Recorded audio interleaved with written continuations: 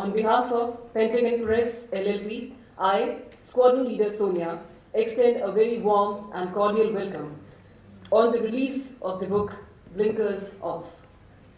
The role of Pentagon Press since its inception, it has been to understand prevailing scenarios globally, and thus its mission to empower people with knowledge has led to its producing relevant literature to comprehend such issues better. The actual journey of Pentagon Press started 21 years back, and the Kargil War was the turning point. Since then, the founder, Mr. Rajan Arya, has been motivated and driven with passion to serve the nation and publish books in the interest of national security. We aim to provide a suitable platform to the armed forces, strategic thinkers, policy makers, and think tanks for issues pertaining to national security and development, and also in the larger geopolitical context. We had an opportunity to publish late Dr. APJ Abdul Kalam, the former President of India, about his vision for India. Thoughts for change, we can do it.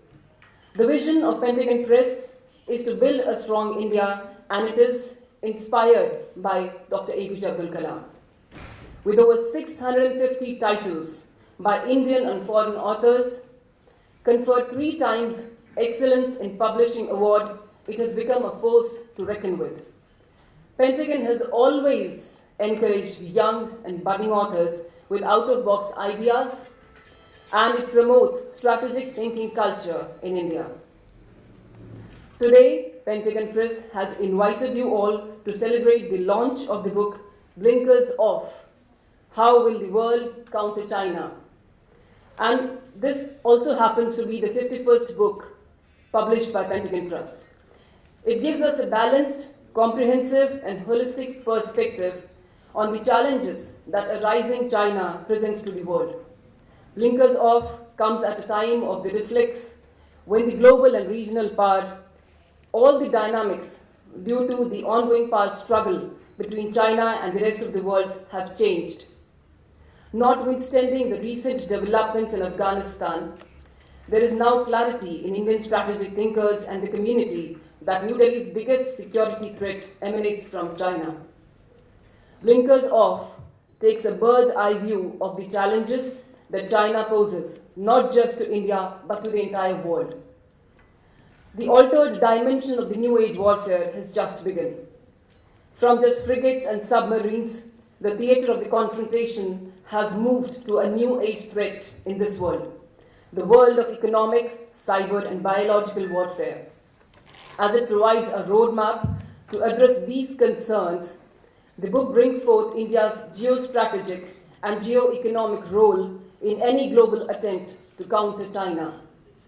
I would now like to introduce our esteemed panelists for the book discussion. Dr. Subramanian Swamy. Dr. Subramanian Swamy is the classical ancient Greek concept of a scholar politician. Presently, he is on his 6th term as a parliamentarian. He has been twice Union Cabinet Minister. Dr. Swamy began his academic teaching career as a Harvard Professor of Economics at a very young age. He became Professor of Economics of IIT Delhi before entering Parliament in 1974. He was later the Member of Parliament. He was later the Member of the Board of Governors at IIT Delhi and the Member of IIT Council of all IITs.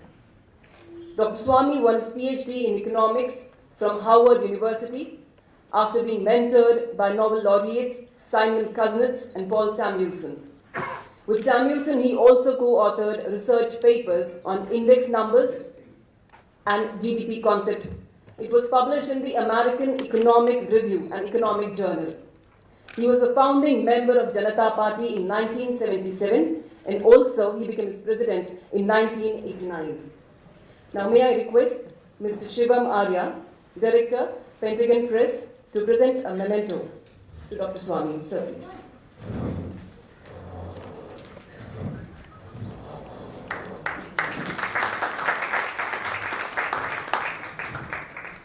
Thank you, sir. Shri Akbar, Shri M.J. Akbar is a distinguished writer who has authored several internationally acclaimed books, mainly on the Indian subcontinent's complex history and the turbulent interaction between faith and definitions of nationalism. His contribution to contemporary debate has been widely acknowledged. Among other things, in 2004, he was named a member of the Forum of Islamic Scholars and Intellectuals set up by Saudi Arabia's King Abdullah to draft a 10-year charter for Muslim nations at a special conference in Mecca. In March 2006, he joined the Brookings Institution in Washington as a visiting fellow in the Brookings Project on US policy towards the Islamic world. Shri M.J. Akbar has also had an illustrious career as a journalist and editor. In 1976, he launched as an editor India's first weekly political news magazine, The Sunday, which quickly became a household presence. He started 2 daily newspapers thereafter, The Telegraph in 1982 and The Asian Age in 1994. He has served as the editorial director of India Today, Headlines Today, and the editor of Deccan Chronicle and the Sunday Guardian. Shri M.J. Akbar entered public life in 1989 and is currently a member of the Parliament in Rajya Sabha. Now may I request Mr. Subramanian to present a memento to Shri M.J. Akbar. Sir, please.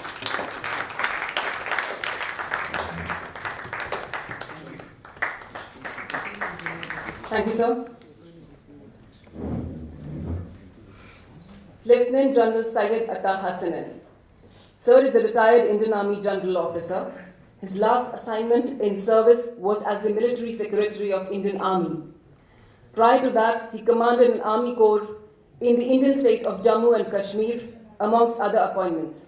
He was commissioned into the 4th Battalion, the Garhwal Rifles, from the Indian Military Academy, and eventually he commanded the same battalion. He participated in Operation Pawan in Sri Lanka during 1988-90 and took part in counter-insurgency operations in Punjab in 1990-91. He has been the recipient of a number of awards, including his first civilian honor by the Capital Foundation Society of Delhi in 2013. Since his superannuation in June 2013, General Hasnain has actively pursued intellectual activities and is a visiting fellow of the Vivekananda International Foundation. He also is a senior fellow with the Delhi Policy Group. He is also the Chancellor of the Central University of Kashmir and is also a member of the National Disaster Management Authority. Now may I request Mr. Subramanian to present a memento to Lieutenant General Syed Hasnain. Sir, please.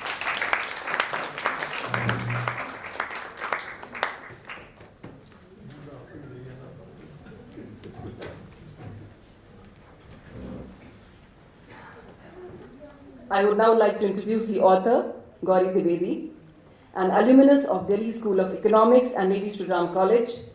Gaurie is a journalist by profession and economist by training. With over 16 years of experience on her side, Gaurie has worked in both print and broadcast mediums in prestigious media houses, including Economic Times, Business Standard, and the Sunday Guardian. After spending the early part of her career analyzing government decisions at the cross-section of policy, governance, and politics, Gaurie has branched into strategic affairs and diplomacy. She regularly contributes on such topics in the Pioneer, the Sunday Guardian, and the Times of India. She is also the visiting fellow with USI, where she has been working on several aspects of China's comprehensive national power. Being a multifaceted person, Gaurie is a trained classical dancer and recognized as an outstanding artist by the Ministry of Culture. Now may I request our esteemed panelists to come together and launch the book. And before that, I would request Mr. Subramanian to present a memento to Gaurie. She is the author. And now may I request the panelists to please come together and launch the book.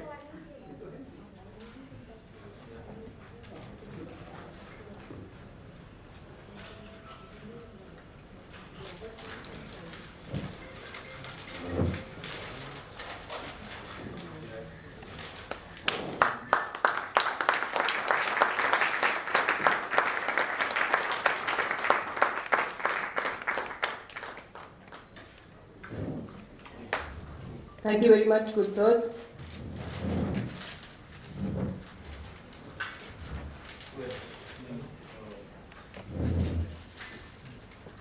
I would now request Gaurie Dwivedi to share with us a brief outline of the book. Gaurie, please. Thank you for that, Swami Leader, Sonia. Thank you for coming here. It is so wonderful to see everybody in person, something that we haven't done for almost 1.5 years.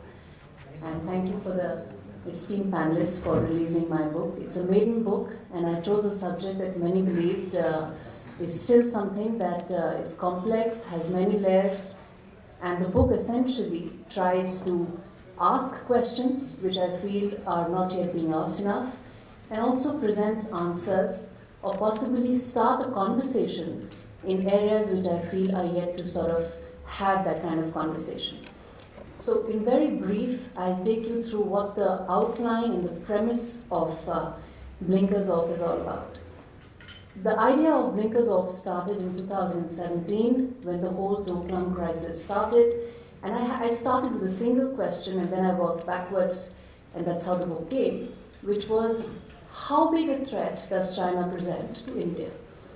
And as I went ahead with the research, it went on to ask, how big a threat does China present to the world, to the liberal world? And the answers as they flew also brought in many layers of questions that the book raises. And the fundamental premise of the book is that are we now supposed to, or is the world supposed to continue in the denial that it has been in the last 20 years, which has led to China being the power that it has become, or should it now step back, analyze the various threats that China presents, and work towards it? And more importantly, who will play a role in addressing some of these questions? So essentially, the book talks about what is the China threat, why is it something that we should talk about, why should it be contained, and above all, how can it be contained, and who will play a role in doing so? So, as far as what the China threat is all about, a lot has been spoken about the military aspects of any possible challenges that China presents. But the book starts with the premise that that's just one aspect of dealing with a country like China. There are several other aspects to it, whether it is in the new age domains and new age elements of warfare, like trade, technology, or even the kind of global clout and influence that China holds that no other country, unfortunately not even America at this stage, holds. And then it also talks about what lies ahead if we do not, or if the liberal world refuses to pay heed to these warning signals, what lies ahead 2 years, 5 years, 10 years down the line. Those are some of the questions that the book talks about, and there are just two aspects, or two very short paragraphs that I'll read through it that will give you a sense of what the book is. First, when it talks about multilateral institutions, that's an area that the book touches upon, because it's not overnight that WHO developed feet of clay. It took a pandemic for the world to realize, but China worked a good 2 decades to reach where it did. And as the book says, that multilateral institutions have become Beijing's preferred playing ground to exert influence, display clout, and further national interests, even if it meant violating the spirit of the Charter, the UN Charter, for whatever it's worth, because that's still the only institution that the world still has. It also talks about some of the very speeches that Xi Jinping gave, that the book talks about. I won't take you through it in the hope that you'll read through it. But it talks about how the facade was built and cultivated by China very successfully as it projected itself as a messiah of globalization, as the ultimate country that could take over in terms of projecting globalization, liberalization, even as it violated all these principles successfully. Of course, pandemic became that particular threshold when the world realized it, but the book makes a case that this was going for a very long time. And as it says, the book is not, since somebody told me that the book is about too much of China bashing, no it isn't. And that's what it says right at the beginning as well, that wishing China away is neither possible nor desirable. What is needed is an action plan to ensure that the CCP's imperialistic efforts are defeated.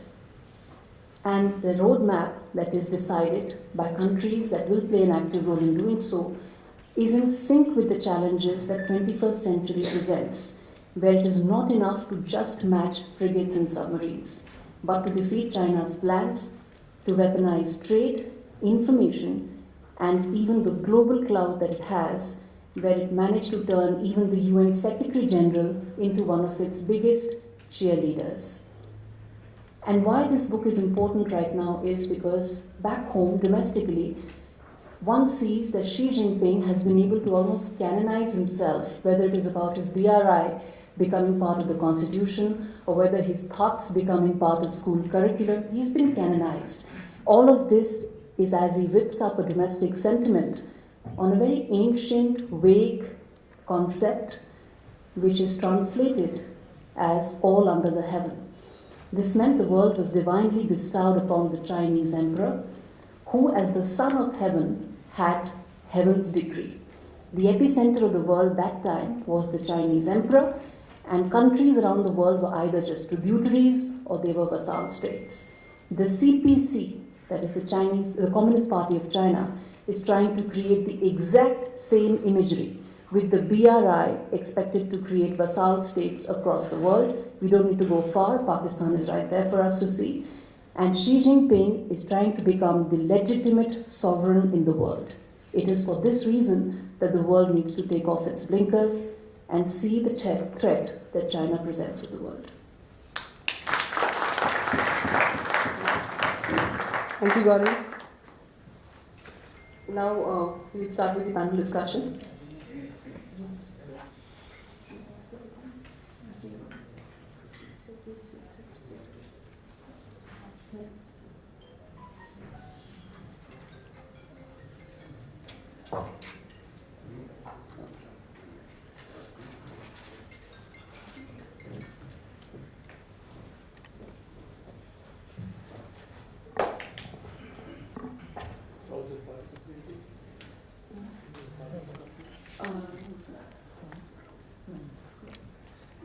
Would you like to start with some opening comments that the three panelists can start with? Yes, actually, there's a common question which, the book is entirely about China and how the world can counter China or India can counter China.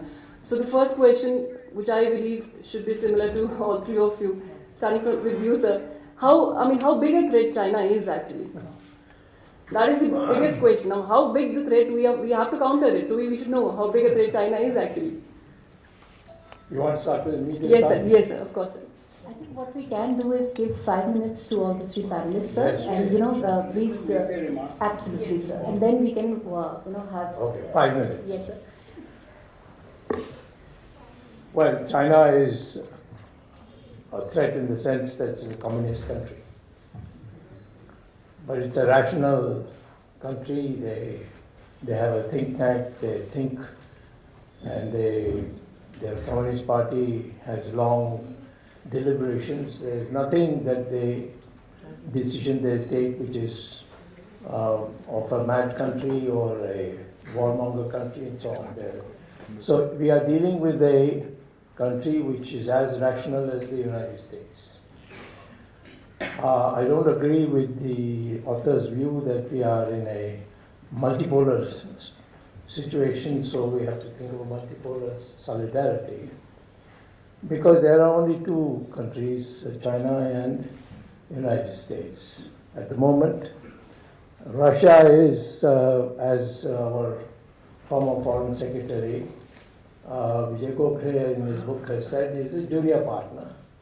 and many European countries also have held this view that there's no Soviet Union, and Russia is indebted in a very big way in finances to China, and does in fact whatever China wants. I think we are still living in the past about Soviet Union and their alleged support to India. I never thought that they really supported India when the chips were down. But that's another matter. But the fact is there's no Soviet Union today. And so it's United States versus China. India could be a third part of the triangle. But of course, being a democracy, we have an affinity to the United States. But being a neighbor, we have to give special attention to China. China has the audacity to occupy your territory while having extended meetings with the Prime Minister, 18 one-to-one meetings. And the Depsang area, General sitting here, I don't want to speak before such a well-known expert, and he has also experience in Sri Lanka. The Depsang was occupied in 2013. So when Xi Jinping came to Gujarat to swing on the Jula, I don't know whether Mr. Akbar should know, he was Minister of State and Foreign Affairs at that time, whether the Prime Minister knew that Depsang is occupied by China. And if he knew, why didn't he raise it? If he didn't know, that's a serious question about the people who advise him. So after that, they have encroached. Now they have vast areas. I think they have about 4,000 square kilometers of Ladakh. I'm not talking about Aksai Chin, because the line of actual control was drawn in 1993, saying that even disputed areas can be in the hold of the either of the two countries, and when the matter is settled, then we will decide which territory belongs to what. So this was that's why it was called a line of actual control. Now, therefore, as far as we are concerned, China does not want us to emerge as another angle in the triangle. They just want this to be bilateral, and therefore India has to recognize that we have a serious problem of our existence, in fact, as a serious country, because China has, in the recent past, made friends with almost all our neighbors. And I can tell you, each one of those neighbors had a justified grievance against the way Indians behaved, largely because of the way our diplomats have treated them. I know personally some of the leaders, and certainly Sri Lanka, Rajapaksa has been my friend for a long time, and I know how he has been treated. And despite his declaring that India is our relative and China is only our friend, we have not treated him well, and now he has gone the whole way because he has no alternative in view of the dead past debts of the previous governments of Sri Lanka to China. So China is an extraordinarily important and dangerous threat to India. But it's not a threat to the United States in the same dangerous way. And if you see, most of what China is doing is all in our region. Today, China, Taliban, Pakistan have come together. And so you can see that this is going to be, the problem is not going to be for the United States. Maybe for its global reach it might be a problem, but otherwise it's not a serious problem for the United States in the sense it is for India. For us, our existence is now being questioned. The whole of Kashmir, whether it remains with us or not, that will be a question. Northeast is a question. Within our country, there are Maoists all over the place. So, therefore, the answer to your question is that China is not a global threat. I don't think it is. It's a member of the Security Council, and they will have differences. They will needle each other, but the real threat of China is only to India, and therefore India has to be able to work out a strategy in such a way that it meets the threat and finally puts China in its place. This is my initial comment. It's a same question to you, being a West Asia specialist also. I mean, from that angle too, we would like your comments.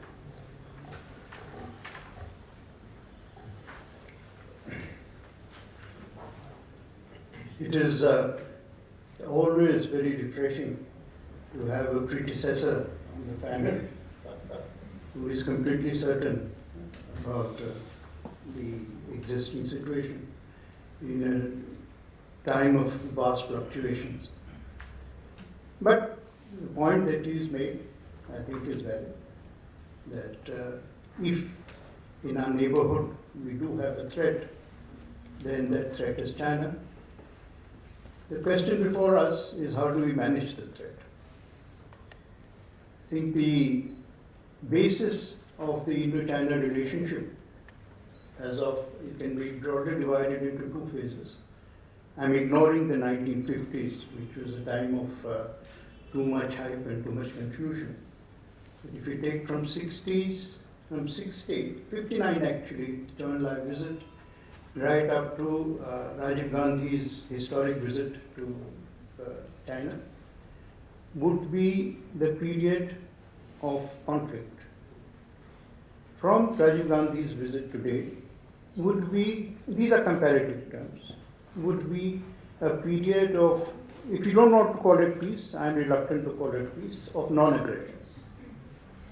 And this is based on a basic understanding that war is not a solution.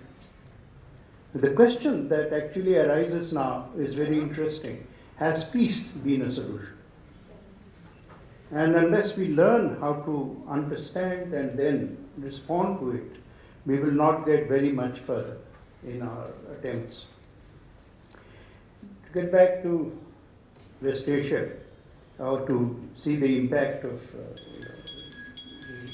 what is happening there, and it's very important, and it brings us back to what might be called the center of our current focus. The book begins with an interesting proposition, Gaurie's book, that the Cold War ended on a particular date. The 20th century saw 4 world wars. The First World War ended in 1919. We all know that it segued into the Second World War. The Second World War ended in 1945, apparently. But it segued by 1949 into the Third World War, which was a Cold War. Now, the Cold War may have been cold in Europe, but it was very warm elsewhere. It was very warm in Southeast Asia, it was very warm in Africa, it was very warm in Latin America, and there was a lot of bloodshed, a hell of a lot of bloodshed in that Cold War. Others' blood. And from that Cold War, ended not with the fall of the Soviet Union, but probably with the retreat of the Soviet Union from Afghanistan. And then the Fourth World War started exactly where the Cold War ended, and that was the war against terrorism. And for the last 30 years, the world has been grappling with how to deal with the war on terrorism. If this book launch had taken place, let's say 2 weeks before, right, we might have been discussing something else. But today, we have to take into account the new dimension of this war on terrorism. Now, the most interesting aspect of the events of the last 10 days, which actually has startled me, if not shocked me, is how close America and China are in their understanding of the Taliban. Both think of the Taliban as a government. It is not a government, it is a movement. The Taliban is about ideology, it is not about geography. It is critical to understand this. The attempt by the Taliban to create an artificial distance between itself and some of its, shall I say, subaltern allies, like you may call it ISIS, you may call it Khorasan, you may call it Jaish-e-Mohammed, you may call it Lashkar-e-Taiba, you may call it anything. But these are all, and we don't know how many more in the network, in the woodwork. Let me ask a very simple question about the atrocity that took place, which should be called probably 26/7 now. That bombing. Have we asked ourselves a simple question? Has Beijing asked it several questions? Washington refuses to ask under the president. Which is, who allowed the suicide mission into the premises? The security was in the hands of Taliban. Who released the ISIS prisoners from Gandhi's jails? I don't know if it's Americans or Taliban, but certainly once the Taliban came to power, the first thing they did was that. So they have no illusions about their intentions. We, in order to escape reality, create illusions in order to protect ourselves from our own cowardice.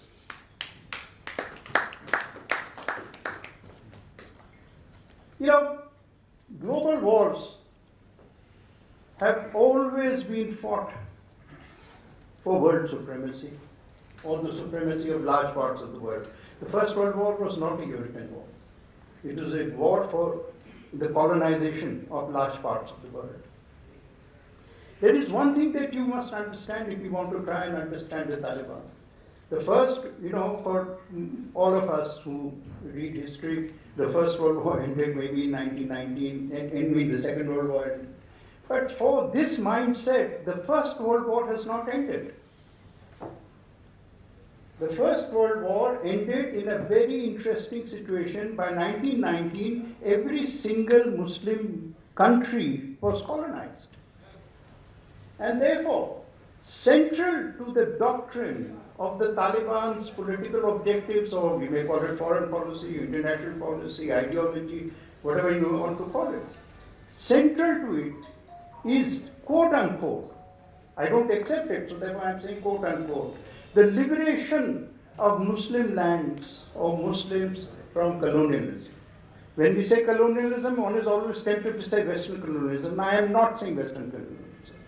I am saying colonialism per se, because they believe that even Asian nations are colonizing, and that they will continue that struggle. That this victory, entry into Kabul, which was not a victory. What happened in Kabul was not a victory for the Taliban, but it was a defeat for those who had guaranteed the security of Afghanistan. They retreated, nobody won. However, their march into Kabul has emboldened them towards an almost euphoric status. And the consequences of that euphoria, we will have to suffer some of the consequences. Many countries will suffer. This is a seismic event with tremors to the Pacific and to the Atlantic and to the other side of the Atlantic as well. So it will not stop. And if the world does not, I expect, since we are on the subject of China, I expect, and if what Dr. Swamy says is right, that they are rational. If they are rational and they are intelligent, I have no doubt about their intelligence and about their rationality, but sometimes I do have doubts about their objectives. And that is, they have to understand two things. One, that this is an opportunity for the world to unite against terrorism. And therefore, this is an opportunity for China and India to unite. and fight a common battle and to be part of the counter-terrorism effort. This is not an opportunity to build up axes and alliances. If they fall into the trap of building the political BRI from Beijing to Islamabad to Kabul, rather than cooperating with others, then they will understand what Pakistan will soon understand, which is a good old Chinese saying, be careful what you wish for. And that is, we are looking at not, traditionally Islamabad has believed that it will influence Kabul. This is a current thinking as well. This time around, it will not be Islamabad which has influence on Kabul, it was Kabul which has influence on Islamabad. And what we are looking ahead, potentially in the next 3 years, 4 years, which in historical terms is nothing, is the Talibanization of Pakistan. And within that Talibanization of Pakistan, we will see many kinds of conflict. First, we will see civil wars, because every ideological movement of this kind breeds children who are more extreme.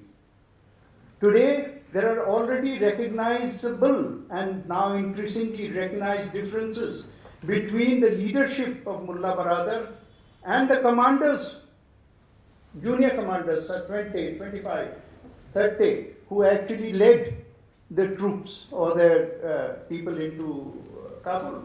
Because the younger people are saying that these elder generation has compromised the Americans.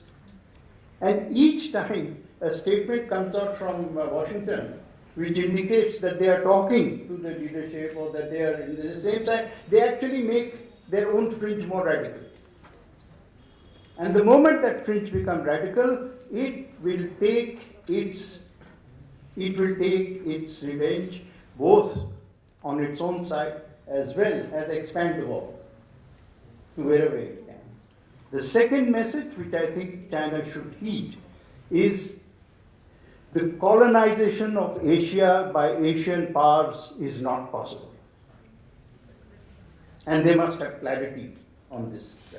You cannot impose 19th century and 18th century empires onto the map of the 21st century. If they don't recognize that rationally, they will then have to recognize it irrationally. Some recent event, I was saying, I made a point, with the Chinese, it's best to make points slightly obliquely. I said that, we don't think that Burma is part of India. It may have been part of the same empire at some point, but it is not. Today there is a focus and we have to understand it. The larger question of whether war not being a solution, whether peace is a solution, I think we can take later when we come to question and answers. Thank you for your patience. Sir, moving on to the same actually, so what you started that the war or just countering cannot be, or making excess cannot be the right solution. On the same, your opening comments, actually, since Academy, we have been reading about Sun Tzu's Art of War. Myself a retired body. So Sun Tzu's Art of War, we have been reading and we have been, always understanding the strategies which have been spoken in the book also. But it is also said, as far as India is concerned, that we ruled China for almost 2 centuries without even a weapon. That was the cultural rule which we had since Faiyan came and all those. So is it militarily, how is it possible? I just want you to add to the comments. Thank you. Can you hear me at the back? Yes. Thank you very much, Jahan, to everyone. Speaking of the two great intellectuals, I know the great challenge that I have. For the next 5 minutes or so, let me try and make it a traditional book launch by speaking first on the book itself. Right? I think when Gaurie told me that she was writing this book, I just kept wondering what was she writing about, because it seemed that in India everyone knew everything about China. You have people like Mr. Avtar Singh Bhasin sitting here, who is a sinologist of a very, very passionate kind. So I was just wondering, what is she going to be writing on? And when she finally presented this book to me, I realized the importance of what she had actually achieved. Now, since you quoted Sun Tzu, let me tell you that Sun Tzu's very famous thing, which applies to India very much, is this very famous quotation which is used in the Indian Armed Forces all the time. The one is, if you know the enemy and know yourself, you need not fear the result of 100 battles. If you know yourself but not the enemy, for every victory gained, you will suffer one defeat. But if you know neither yourself nor your enemy, then you are a fool and you will succumb in every battle. This is a very famous saying of Sun Tzu. And in India, somehow we tend to think that we know everything about China. Until 2020 April, when since then in the last 18 months we've been just wondering what the hell has happened. Why is this happening? Right? Now, if you look at this book, one of the good things about this book really, which really, sort of gives you in the face, is the fact that whenever you read a book on China, otherwise it always starts with 1911 or maybe much before that, 1949, 1962, 1965, and carries on and on, treaty of peace and tranquility, etc., until you come to 3/4 of the book, and then you start addressing the issues of today. This book, the best part is that it dives straight into the Indo-Pacific. That's a problem of 2013-14 perhaps, and the term Indo-Pacific when it came up. And it takes you straight from there, ahead to 2021, virtually. Therefore, everything that you have been reading in the Indian media, listening to great intellectuals, you suddenly find it in front of you in this book. And whatever opinion you may hold, it helps you to actually supplement your opinion. Statistical, economic, military, cultural, anything is there. And if you see the chapterization, it is all there. So that's why I particularly was extremely pleased to see this book, because this is what I call a rescue instrument for the second variety or the last variety of people who don't know anything about China or don't know anything about your enemy, right?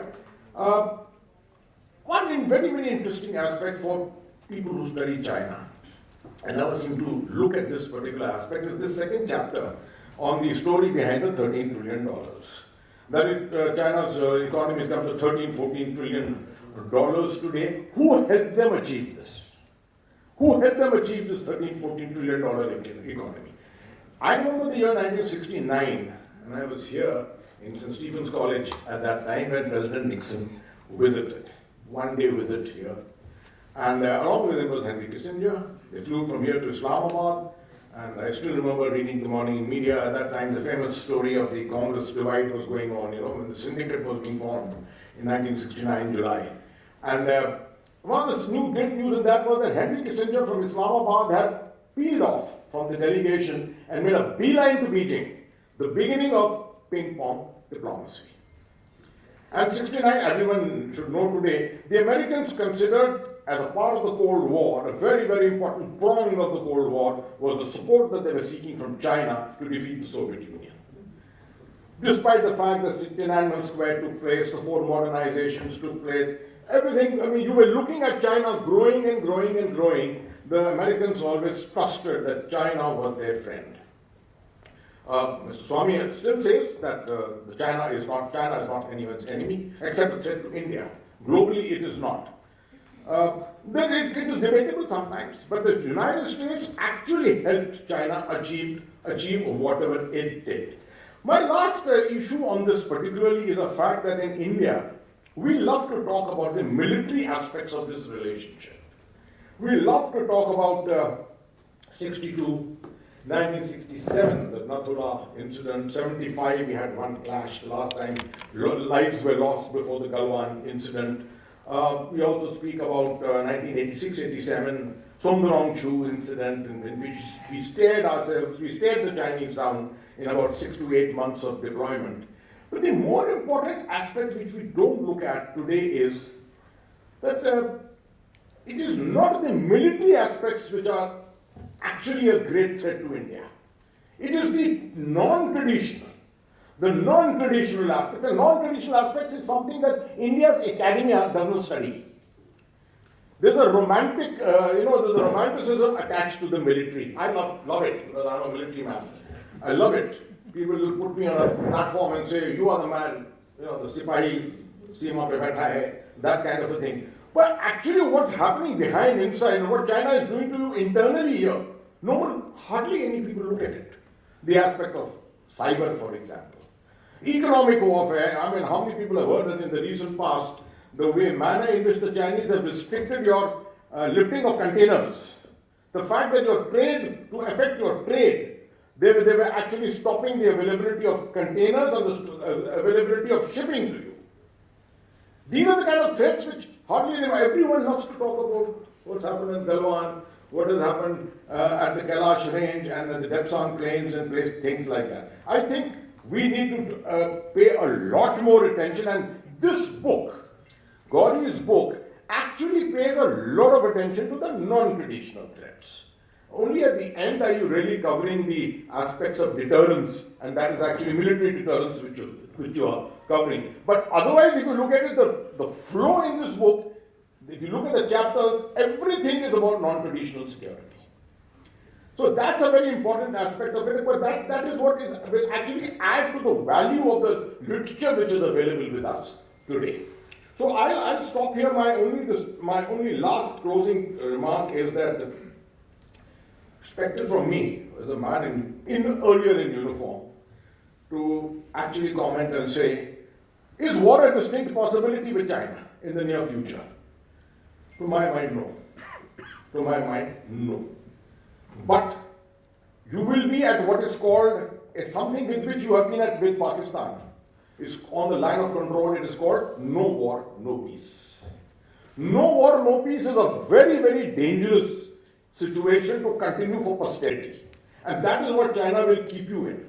No war, no peace on the line of actual control. No war, no peace internally. No war, no peace in the maritime domain.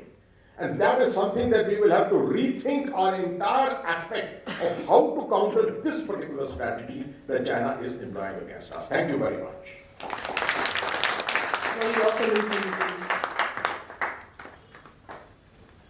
Just want to add two bits that General Hasnain pointed out about some of the other aspects of warfare, and how he pointed out about one of the chapters does say story behind $13 trillion. And just one line I'll read from it. It does say that this book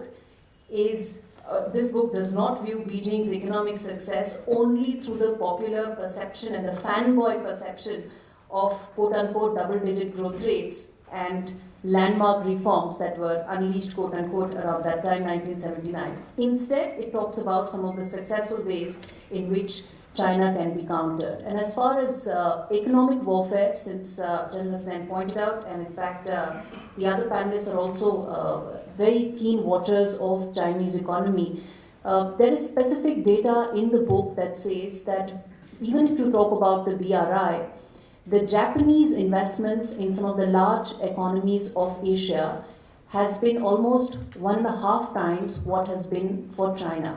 Of course, they couldn't translate that into the kind of geopolitical clout that China could, but beyond that, it was about $357 billion for some of the larger economies in Asia, as against China's $255 billion.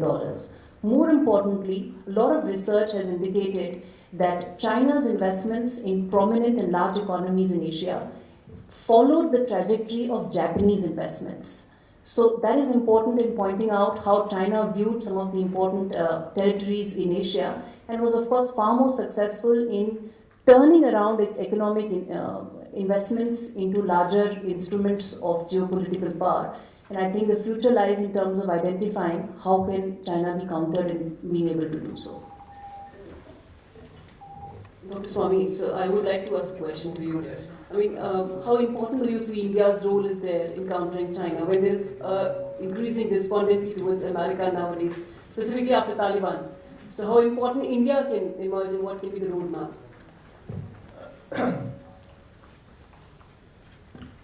India is, first of all, a neighbor. Second of all, its population is almost the same size as China. Just now we're catching up. At least in one area we'll overtake China for certain. and that's our population. And since we are proximate to each other, and that much of what China is doing is not in the Western world, but in this region, the way they have cultivated Nepal. Of course, now there's a small chance that with this Nepali Congress being sworn in to form a government, there is a possibility that that can be neutralized, but they have laid claims to parts of India which they never did. I'm all for being friends with China, and I'm devoted perhaps for more than 45 years, since 1975, to see that relations between India and China improve. We are both Asian people, ancient culture, we have similar types of family system, and there's mutual respect for each culture. Chinese have great respect for our culture, we have for them. But the fact is that whenever a leader comes with a megalomaniac intention, there is a China side of China which is hostile to India. And it happened with Mao Zedong, but didn't happen at all. The opposite happened with Deng Xiaoping. And now Xi Jinping is president for life, and he has very different. He's an ideologically committed person. So I'm not saying that tomorrow Xi Jinping is not there, China and India will not become again very good friends, because it's a natural thing to happen, and it will happen. And that's why I would begin by saying that don't provoke China by going to areas where you, first of all, if you are not able to manage your own borders, and you can lose land like the way we have lost. Don't talk about Hong Kong and Taiwan and Tibet, because you are in no position to do anything about it. And all you are doing is just aggravating the situation. Focus on where China has gone wrong. They have crossed the LAC. They have occupied parts of our land. We have fought. Some of our people have died in this Galwan Valley, for example. And they are still creeping to reach Chushul, which is a magnificent airport from the point of view of that terrain. So we have to be ready to go to war with China on this limited question that this is our land, and it was an agreed land. It was mutually agreed in 1993 when we drew the LAC, and you have violated. And if you say, no, the map was not drawn on the ground, well, then sit down and draw the map now. Instead of occupying it, this is our version of what it is. And they are befriending Pakistan. They, with the help of North Korea, Pakistan was able to, through the Chinese influence, they were able to make nuclear weapons. And so I would like to see our policy not in terms of how many times Mr. Jaishankar went to Moscow to negotiate with the Chinese. It's absurd, because we have produced nothing in any of the negotiations. We had occupied on our own initiative the Kailash range. And lo and behold, the External Affairs Ministry announced that to create a gesture of goodwill, we are voluntarily withdrawing from that. And what did the Chinese do? They just laughed. You have to read their press to know what they're really thinking of us today.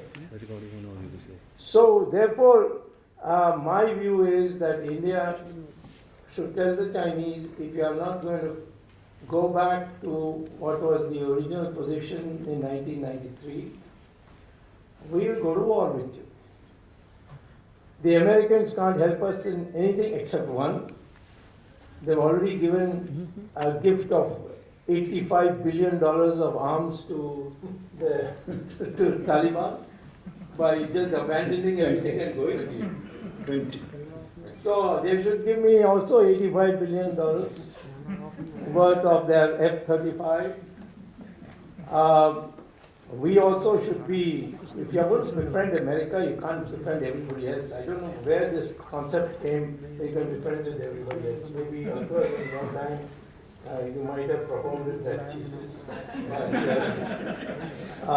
The fact is, you can't be friends with the Americans and the Russians and the Chinese at the same time. And the Russians and the Chinese are together. They will not separate, they are in there. In this recent Quad, the so-called Quad, that was there for discussing the Afghan situation, neither the Americans invited you, nor the Russians invited you. They invited each other. I mean, the Russians invited the Americans, but they didn't invite us. The Chinese, the Americans invited the Chinese and the Russians, but didn't invite us. And although we are part of that Quad in the Indo-Pacific, so you are today where in Panchatantra there is a description of a bat, why the bat hangs upside down and only comes in during the night. It says that the bat, you see, it looks like a mouse without the wings, but it's also got wings and it flies. So there was a war between, according to Panchatantra, there was a war between the animals and the birds. And so the bat went and told the birds, I am also a bird, so I'm with you.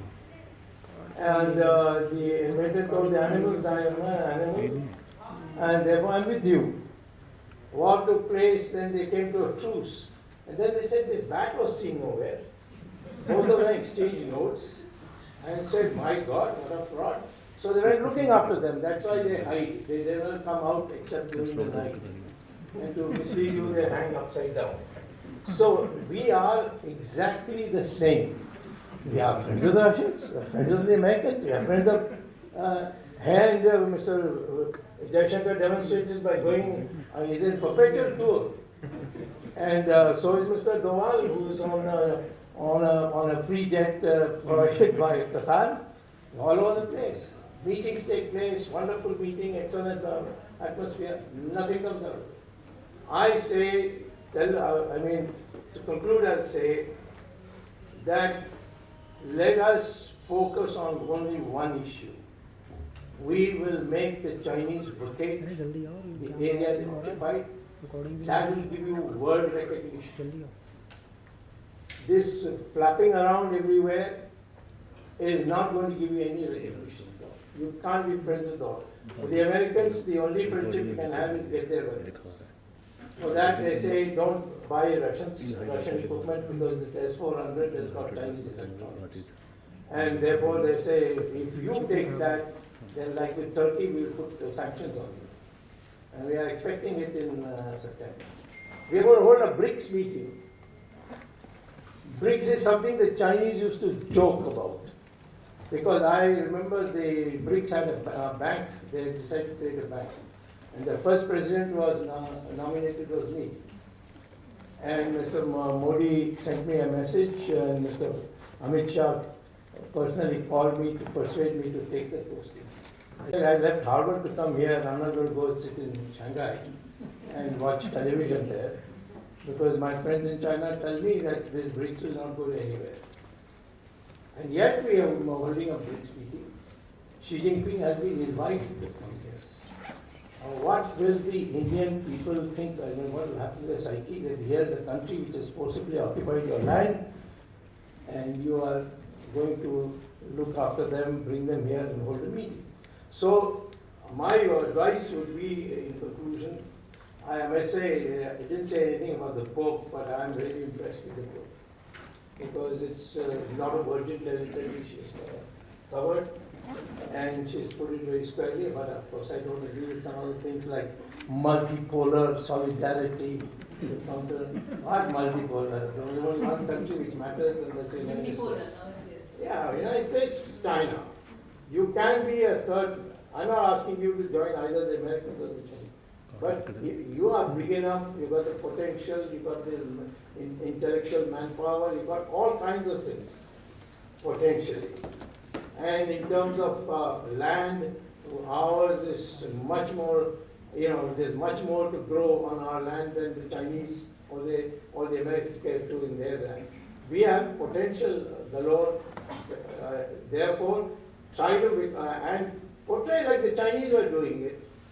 Portray yourself as a third angle of the triangle.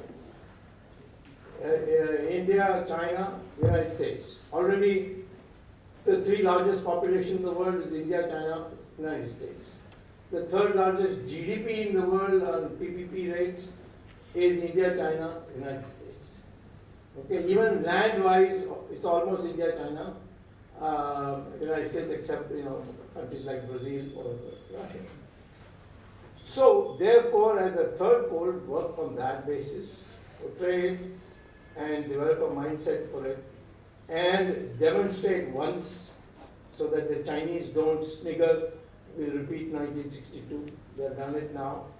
They did it once in 1979. This is an insulting thing. 1962 was a defeat of leadership of India. It was not a defeat of our military. And as you mentioned in passing, I don't know how many people know this. In 1967 in Natula, we gave them a beating. In Sundumurum, Chu Valley, we drove them out. And even in Galwan, we have shown them that with bare hands we can defeat them even if they are climbing up a mountain and they are throwing rocks from the top. So, this 62 needs to be wiped out. And therefore, we need a battle with the Chinese unless they voluntarily agree to withdraw and go beyond the agreed 1993 LAC. That would be the focus I would have. I'm not concerned about international, our positions in international. Many of the positions we had internationally offered to us, we gave to China. You know that UN Security Council seat, when China became communist, the Americans expelled China from the Security Council and offered India that you take the position. And Jawaharlal Nehru said, no, it belongs to China. He could have said, all right, I'll take this, but also create the sixth chair for China. No, he gave it away. He gave away. Sardar Patel wrote to Jawaharlal Nehru, please don't sign the treaty with this on Tibet unless they agree to the McMahon line. The Chinese one day told me when I was on their visit there, that see, this is an imperialist line, how we can accept it. But if you look at the treaty they signed with Myanmar, Burma, the exact words are that the international boundary between Burma and China will be the McMahon line, which they of course gave their new name afterwards. So they agreed with China, but they are not ready to agree with you. So this is because of your lack of clarity. And I only want us to have this lack of clarity. Today we have a very short-run objective, and that is to teach China a lesson. That we are no more India of 1962. Then it's possible that there is a leadership change in China. We may have, in fact, once again, good relations with China and form a triangular relationship in which the three of us, come to a conclusion and make decisions for the whole world. Thank you very much. Quick closing comments from you. In terms of West Asia, again, we move because Chabad port is almost as low as dead. Yes. And so India-Iran relationships, if we move about it. So there is no Chabad port, and China recently has invested some $400 billion into Iran. So how do you see that turbulence? Quick closing comments also, sir, because we are running out of time. Well, I mean, Chabad was certainly very much alive, and we made a lot of progress. I have no idea what happened after that. But the point about these 400 million, billion, trillion, zillion, dollars is that they all there on paper. You have to see how much of it translates into real life. And, I remember even when the Chinese president came here, he was offered a 20 billion, something like that investment. I don't know how much of it is actually now. So I don't think we must take these figures with, I think, all the salt in the Persian Gulf.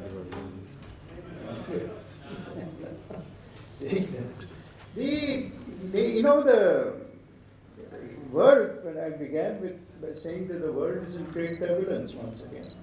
Right? Turbulence means that there is a constant need to readjust our tactical focus, even if we keep our strategic focus in balance. And in principle, of course, it is absolutely true. Nobody else comes to strengthen you. You have to strengthen yourself. There is no instance of the only people you go out to strengthen are client states. And India is not a client state. And anyone who thinks even remotely that it can become will be rejected by the people of India. India cannot be a client state of America or anyone else. India will find its own independent trajectory. It will have to find a trajectory on the basis of a combination of capabilities. It is not simply a military capability. Without economic capability, you cannot have a military capability. You cannot have the strength. And in the present turbulence, we have a focal point of argument. Right? In the end, nations, powers, small, medium, big, right, will join X or Y or Z side on the basis of their interest. And their interest will be determined by what they perceive as a common enemy. Today, I think Afghanistan, again, has given the world a common enemy. It is now an instrument of disorder. And this instrument of disorder, if it is strengthened, or if it is given rope to travel, it will become a noose around the world. It will first become a noose around the region, then it will become a noose around the extended region, which is China included, certainly towards the south, in the Gulf and then extended.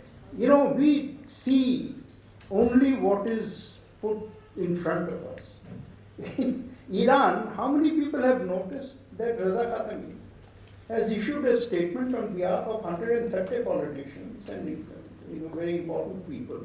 And in Iran, nothing happens without Khamenei's permission. So this is all part of the warning the Taliban. One, warning them on Shias, warning them on becoming again a exporter of terrorism, and so on.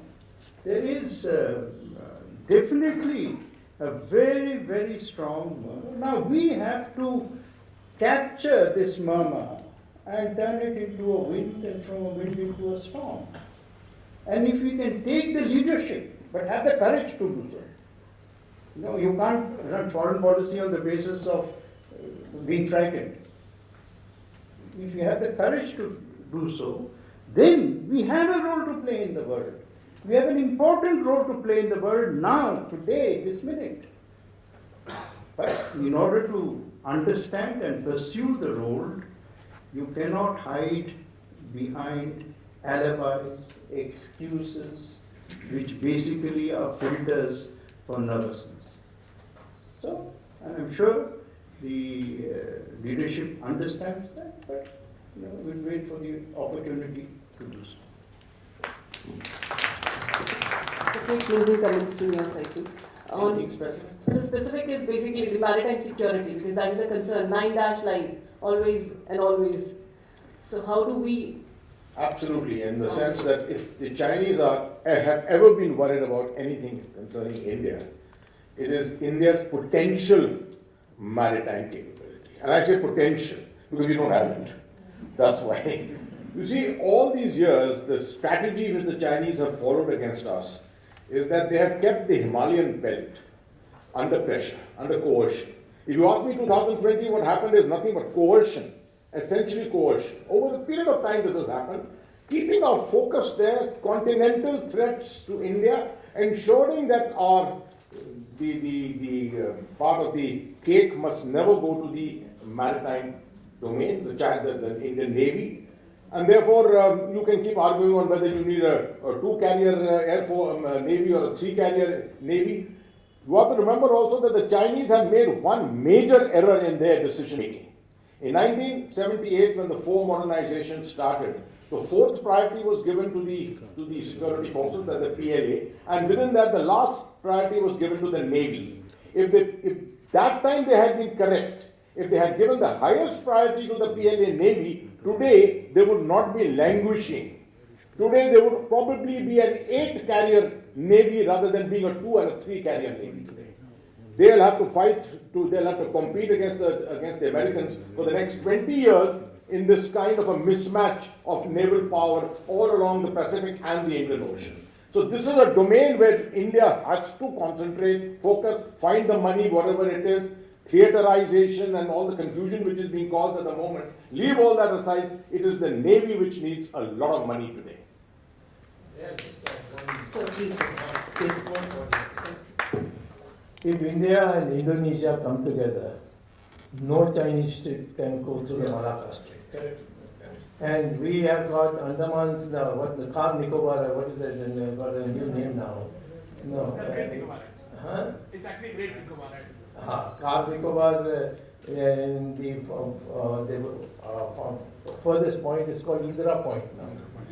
Yeah. And from there to Sumatra is 90 kilometers. Yes. And so all the major export traffic of China comes through that. Including energy traffic. That's right.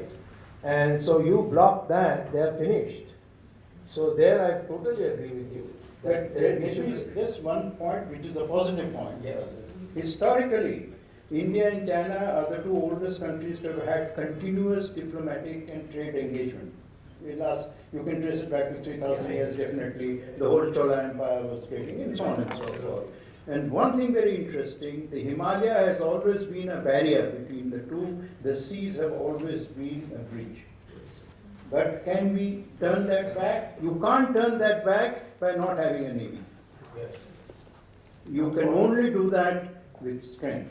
So Cholas had the There biggest is navy. no friendship without strength. Cholas had the biggest navy, so you just spoke of them. So the navy was like. And yet there was never a naval battle Yes. until the Portuguese came. So quick comments from you too, Gaurie. Let's open this to the audience, and then I'll probably make some quick closing comments in the end. So we'll have some 2-3 questions from the audience. Yes, please. Ma'am, please. Sir, you spoke of friendship and you also talked about that. I would request a remark from Mr. Akbar. Ma'am, would you please identify yourself too? So I'm Nalini. I'm a member of the Indian Police Service, second time. So the topic is of course of interest to me as well. So do we fear of looking weak, as the diplomatic, parlance is concerned? And post 1990s, we've seen that the economic situation has been more in favor of China than for us. So why would they make concessions for friendship? And what do we bring on to that? Very relevant and important perceptive question. Let me just define fear as a diplomatic reality. It's an interesting. Now in Afghanistan, to go back to an analogy which we are all familiar with, how many American troops were there, do you think? 3,500. It was never about troops. It was about the fear of American reprisal. Once the fear of American reprisal disappeared, it doesn't matter whether you have 30,000 troops, right? Because you can continue. Now the use of potential response is really a very important component of how strong your diplomacy is. It is maybe not expressed, but it is there. I think this point both panelists would make it as vigorous fact. The Chinese, if the Chinese had nothing to gain out of a relationship with India, which has been said is an economic power, a rising power, and so on and so forth, they would not have wasted any time even on enmity. They would not have wasted time, as I said, forget friendship, they would not have wasted time on enmity. But there is a great potential if we can settle the problems of national interest, legitimate national interest. So much is being said about the line of actual control. One fact seems to be totally forgotten. In 1962, Mao Zedong could have drawn the line of actual control wherever he wanted. He could have drawn it wherever he wanted. He could have drawn it in Assam near Tezpur. They were there. He could have drawn it in Arunachal Pradesh. He didn't. He was a wiser man than people imagined, because he knew the response, long-term response. Now, today we can tell the Chinese that, listen, why are you moving ahead? We have not recognized the border. Today, it is a line that you created. So if you thought that parts of Ladakh, let us say, now belong to you, you could have decided that in 62, 63, 92, 93, 91. Therefore, our claim is far stronger than theirs, because this is the line that they defined. They are moving and aggressing against the line they defined, not the line we defined. If we had to define the line, we would be much further ahead. So, I think we have an extremely strong case, but we must present our case strongly too. So your question, please. My name is Ankur. My question is a build-up to what General Sahab said about are we engaging with China on a non-military front as well enough? Do we know about China on a non-military front as well? My question is, why do you think we have not been able to do so? In the last 15 years, on many fronts, we have given a clean pass to China, specifically on semiconductors, on electronics, on so many supply chains where China has just taken a march ahead. So why do you think our foreign policy has not been able to appreciate the need for non-military view of China? And the second question, all this audience is here, like for just, and do we need to think about China as a beyond Xi Jinping era? And there are tremors within China, and beyond 22, it may look to be very different. Thank you. Thank you. I'll be very brief. And I'll answer your second part first. On the aspect of the longevity of policy with Xi Jinping being there. You know that he's declared himself as president for life. It was just reinforced by Mr. Swamy also. And he's probably advanced the intent of achieving what China intended to achieve by 2049, which was laid out in the 19th Congress in 2017, if you remember. It's been probably advanced to 2035. 2035, Xi Jinping will be 82 years old. That's about the age Mao Zedong died also. So I think the life expectancy of most senior leaders in China is about 82, and he decides to remain till then, right? So we have to look at it beyond that, 2035. We've got to look at it from the period 2035 to 2049, in particular, in which China will be really on an escalatory ladder, will be really moving faster, much faster as far as this development is concerned. But it's a question of India. I personally feel that a takeoff stage will be reached as far as India is concerned. We'll be set back by the pandemic and many things like that. Our strategic culture is improving. Our economy will continue improving at this stage. I think that the convergence, or rather the difference between China and India, the asymmetry, will probably narrow down by sometime around 2040, 45 or so. And that way, the overall security thinking will also probably change by then. But before that, to come back to your aspect of non-traditional threats, not a question of engaging when you're talking about non-traditional threats. It's a question of recognizing them, right? I personally feel one of the aspects in which we have suffered for very long is our lack of strategic culture. while everything may exist in the MEA, some of it in the MOD, etc., we did not have enough people to think. We didn't have thinkers like Mr. Akbar and Mr. Swamy thinking for us all these years, perhaps. This is all catching up slowly. Today, when I say non-traditional, it is economic front, it is space, it is cyber, it is cultural.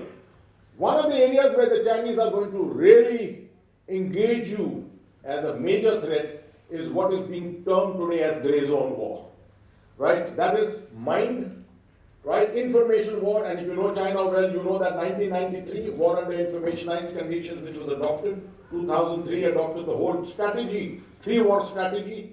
The three-war strategy had no mention of the military. The three-war strategy was about media, cyber, and legal. And the whole aspect of the South China Sea has been on legal. This is what they've combined, military and the legal together. So, you see, understanding all this takes time. And every nation has got its own way of understanding it. I think we have today the capability, and we've understood it far better.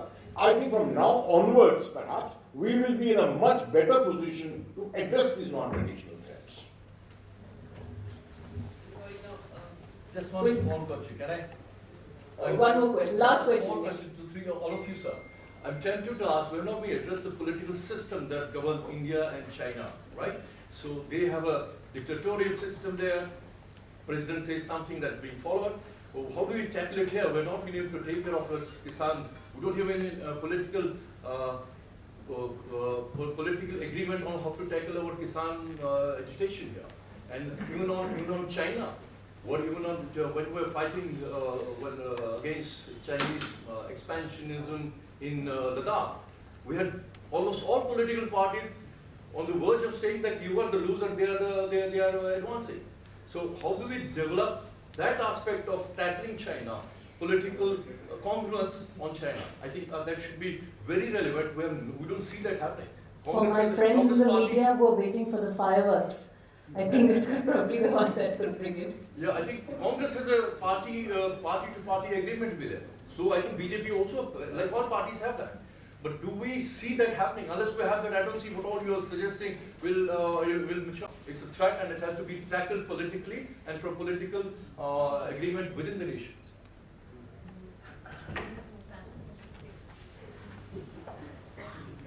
Defer to the seniority of Dr. Swamy. This is a seminar by itself, I think, that question. Well, I think all of us should contribute to this. It's an interesting question. But fundamentally, there is a difference between a dictatorship and democracy. And this country has demonstrated in 1977 that if it's a choice between trains running on time and officers coming to office on time and democracy, they would prefer democracy. And the poorest part of India, that is North India, in fact voted overwhelmingly to make it possible. Because South India voted for Mrs. Gandhi, as you know, educated South. So consequently, it's in our blood that democratic rights have to be protected. We have had differences in all centuries. If you go, there have been debates.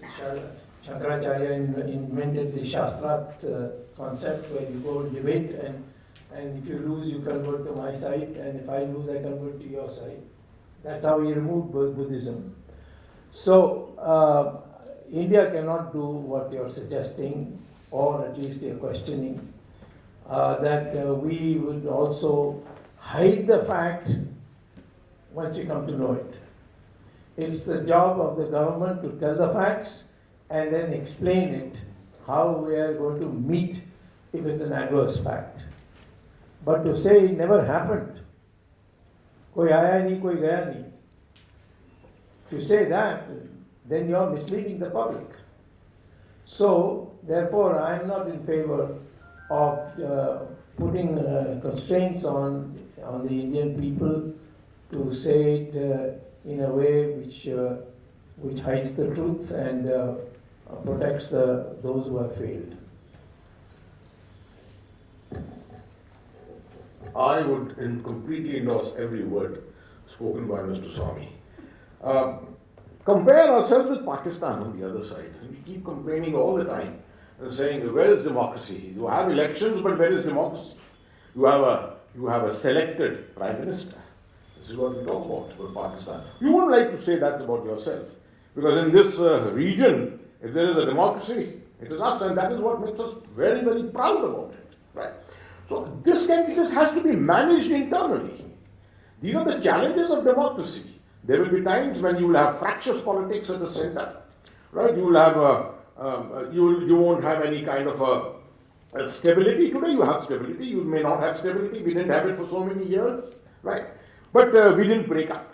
We still had differences of opinion, and we still defeated the Pakistanis in Kargil, even in 1999. We have defeated everyone. 32 years we have fought Kashmir. Why are we worried about the Chinese so much? We managed a far more difficult situation in Jammu and Kashmir through democracy. And may I remind you, 7 years after 1989, 1996, we reintroduced democracy in Kashmir, even with 2% turnout and 7% turnout in the elections, because we felt that democracy is the best weapon for a country like India. Nothing more to add except that, in a dictatorship, a government is stable, but society and the nation are essentially unstable. In a democracy, a government of necessity is unstable, because a government can be questioned by the electorate anytime, and has been. But society and the nation are stable. And that's the strength of our nation. The quick comments from Gaurie. Yes, thank you for that, Sonia. As we sort of come to an end of this discussion, I'm reminded of the first conversation I had when I started this book. It was with an intellectual who's done a lot of work in China, related studies, and he said the objective of your book should only be one, which is that it starts a larger discussion on some of the ideas that you present in it. And I'm so happy and honored that it has sort of begun that discussion where we are talking about some of the newer age challenges that China presents, even in terms of military domain. General Hasnain pointed out that military domain has been mentioned towards the end of the book, but it also talks about the newer age challenges within that, whether it is about the maritime militias that are being propounded through the grey zone conflicts that's going to be the hallmark of China's entire strategy in the maritime domain, or whether it is about how much will it use trade as a weapon and what can India do about it. And to that effect, I just want to say one last thing, which is something that the panelists also said at great detail, that India's ability to act as a geostrategic pivot or heavyweight in the region comes down to its economic ability to do so. And for that, we have to first start with our economic potential being fulfilled and not shy away from some of the big reforms that are touched upon in the book, because it's not just about Indian reforms, it's about how we can deal with China. But at the end of the day, India's ability to counter China has to begin from its economic strength. Thank you, Gaurie. Now I would like to invite Mr. Shri, Director, Pentagon Press, to propose a vote of thanks. Mr. Arif, please. Ladies and gentlemen, good evening to everyone present here.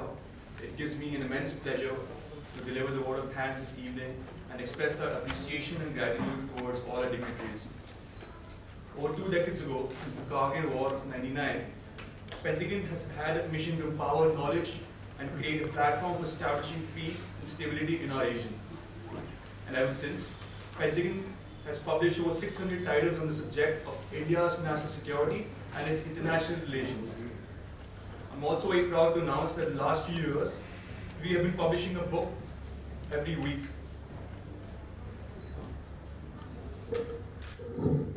Now, I'd like to start by thanking our esteemed panelists, Dr. Subramanian Swamy, Shri M.J. Akbar, and General Hasnain for gracing this occasion and sharing their valuable insights on the topic.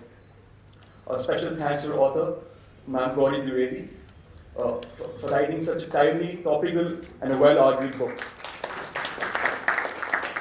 I'm also very grateful to the entire team at India International Center for all their efforts in organizing this event. Lastly, on behalf of Team Pentagon, I'd like to thank our friends from the media and all of you for being part of this event.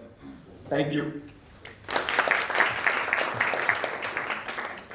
So, ladies and gentlemen, with that, we have come to the end of the event. Thank you for being a part of it. Thank you so much. Thank you, sir.